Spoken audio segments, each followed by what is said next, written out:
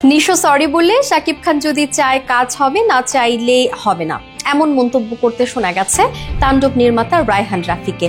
শাকিব খানের তাণ্ডব সিনেমায় নিশোর থাকা না থাকা নিয়ে এই মন্তব্য করেন তিনি।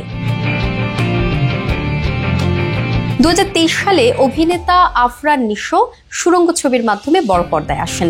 ছবির মুক্তির আগে নিশো বিভিন্ন গণমাধ্যমে শাকিব খানকে ইঙ্গিত দিয়ে সো কল্ড হিরো এবং তার ব্যক্তিগত জীবন নিয়ে কটু মন্তব্য করেন। অথচ সেই শাকিব খানের ছবিতে সামান্য সময়ের জন্য নিশোকে রাখার চেষ্টা করছেন নির্মাতা রায়হান রাফি, আর সেটাই মানতে নারাজ শাকিব ভক্তরা। শাকিব খানের সঙ্গে নয়, ঠিক শাকিব ভক্তদের সঙ্গে আফরান নিশোর দ্বন্দ্বের শুরুটা তখন থেকেই। নিশোর ওই আচরণ শাকিব ভক্তরা মোটেও ভালোভাবে নেয়নি। এমনকি সাধারণ দর্শকদের কাছে এমন মন্তব্যের পর নাটকের জনপ্রিয় এই অভিনেতা তোপের মুখে পড়েছিলেন। এবার শোনা যাচ্ছে শাকিব খানের তাণ্ডব সিনেমায় কয়েক সেকেন্ডের একটি ক্যামিও থাকছে নিশোর। এ নিয়ে ক্ষিপ্ত শাকিব ভক্তরা।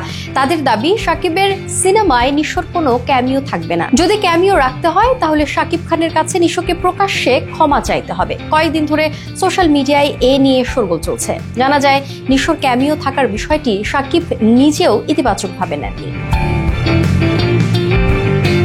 এসব কারণে অনেক শাকিব ভক্ত তাণ্ডব বয়কটের ডাক দিচ্ছে। কেউ কেউ বলছে, শাকিব খানের সিনেমা মুক্তি পেলে 5 থেকে 7 বার করে ভক্তরা দেখে থাকে, কিন্তু যে অভিনেতা নতুন সিনেমায় এসেই শাকিব খানকে নিয়ে কটাক্ষ করেছেন, তিনি যদি শাকিবের কাছে ক্ষমা না চায় তাহলে ভক্তদের একাধিকবার তাণ্ডব দেখার আগ্রহ থাকবে না।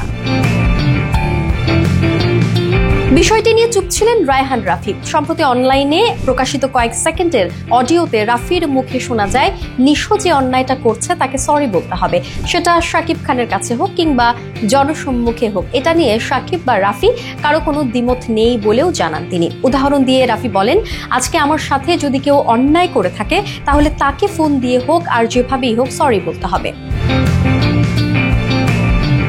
তাণ্ডব সিনেমায় আরও অভিনয় করেছেন সাবিলা নূর, জয়া আহসান, রোজি সিদ্দিকী, ডাক্তার এজাজ সহ অনেকে।